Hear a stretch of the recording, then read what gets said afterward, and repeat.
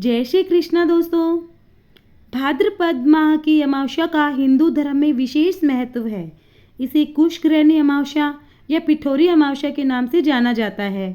इस साल भाद्रपद अमावस्या की तिथि 22 अगस्त 2025 शुक्रवार को सुबह 11:55 से शुरू होकर 23 अगस्त 2025 शनिवार को सुबह 11:35 पर समाप्त होगी। उदया तिथि के अनुसार यह अमावस्या 23 अगस्त 2025 शनिवार को मनाई जाएगी। क्योंकि यह शनिवार को पड़ रही है, इसीलिए इसे शनिचरी अमावस्या भी कहा जाएगा, जिसका महत्व और भी बढ़ जाता है। यह अमावस्या मुख्य रूप से पितरों को समर्पित है। इस दिन श्राद्ध, तर्पण और पिंडदान जैसे अनुष्ठान किए जाते हैं ताकि पितरों की आत्मा को शांति मिल सके और उनका आशीर्वाद प्राप्त हो।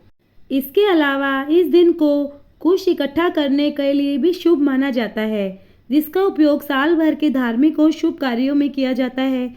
इसी कारण इसे कुशग्रहणी अमावस्या भी कहते हैं। कुछ क्षेत्रों में, खासकर महाराष्ट्र और राजस्थान में, इसे पिठोरी अमावस्या के रूप में मनाया जाता है। इस दिन माताएं और अपने बच्चों की सुख, समृद्धि और लंबी आयु के लिए व्रत रखती है, देवी देवताओं की पूजा करती है। इस दिन सुबह जल्दी उठकर किसी पवित्र नदी या कुंड में स्नान करें। इसके बाद अपने पितरों के लिए जल, तिल और कुश से तर्पण करें। जिन लोगों के पितरों को श्राद्ध इस अमावस्या को पड़ता है, वे इस दिन विधि विधान से श्राद्ध कर्म कर सकते हैं। इस दिन दान का बहुत महत्व है। गरीबों और जरूरतमंदों, ब्राह्मणों को अन्न, वस्त्र और धन का दान करना बहुत पुण्यकारी माना जाता है। गाय, कुत्ते और कौओं को भोजन खिलाना भी बहुत शुभ माना जाता है। शाम के समय पीपल के पेड़ के नीचे सरसों के तेल का दीपक जलाएं। 7 बार उसकी परिक्रमा करें। ऐसा माना जाता है कि पीपल के पेड़ में त्रिदेव ब्रह्मा, विष्णु, महेश का वास होता है। ऐसा करने से पितृ प्रसन्न होते हैं। जिन लोगों की कुंडली में काल सर्प दोष होता है, वे इस दिन के पूजा और अनुष्ठान करके इस दोष के नकारात्मक प्रभाव को कम कर सकते हैं। चलिए पिठोरी अमावस्या की कथा को प्रारंभ करते हैं। भविष्य में पहले की बात है, किसी गांव में एक साहूकार अपने बेटे और उनकी बहुओं के साथ रहता था। साहूकार का परिवार सुख समृद्धि के साथ जीवन व्यतीत कर रहा था। सातों भाइयों की पत्नियां पिठोरी अमावस्या का व्रत करना चाहती थी, लेकिन सबसे पहले साल सबसे बड़े भाई की पत्नी ने पिठोरी अमावस्या का व्रत रखा, जिसके बाद उसके पुत्र की मृत्यु हो गई।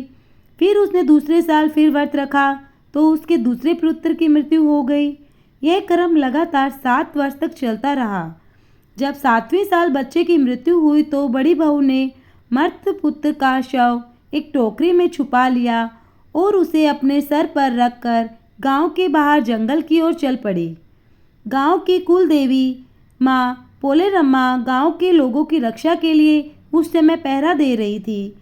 जब उन्होंने दुखी माँ का रोना सुना तो वह इसका कारण जानने के लिए उत्सुक हुई और उन्होंने बड़ी बहू से दुखी होने का कारण पूछा। तो बड़ी बहू ने माता को सारा किस्सा सुना दिया। तब देवी पोलेरम्मा को उस पर दया आ गई। उन्होंने बहू को थोड़ी सी हल्दी देते हुए कहा कि यह हल्दी उस स्थानों पर छिड़क देना जहाँ जहाँ तुम्हारे पुत्रों का अंतिम संस्कार हुआ है। बड़ी बहू ने ऐसा ही किया। उसके बाद जब वह अपने घर को लौटी तो उसने अपने 7 पुत्रों को जीवित देखा। यह देखकर उसकी खुशी का ठिकाना न रहा। तभी से गांव की हर माँ अपने बच्चों की दीर्घायु के लिए पिठोरी अमावस्या का व्रत रखने लगी। हे माता, जैसे आपने बड़ी बहू के बच्चों की रक्षा करी, वैसे सबके बच्चों की रक्षा करना। कहते सुनते हुंकार भरते सबके परिवार की रक्षा करना। इस कथा में जो पोलेरम्मा माँ है, वो दुर्गा माँ का ही एक रूप है। लोग इस दिन दुर्गा माँ की बहुत आराधना करते हैं और दुर्गा माँ उनके घर में सुख, शांति, समृद्धि बनाए रखती है। इसीलिए आप दुर्गा माता की आराधना अवश्य करें। इस दिन सबको माँ दुर्गा की पूजा अवश्य करनी चाहिए।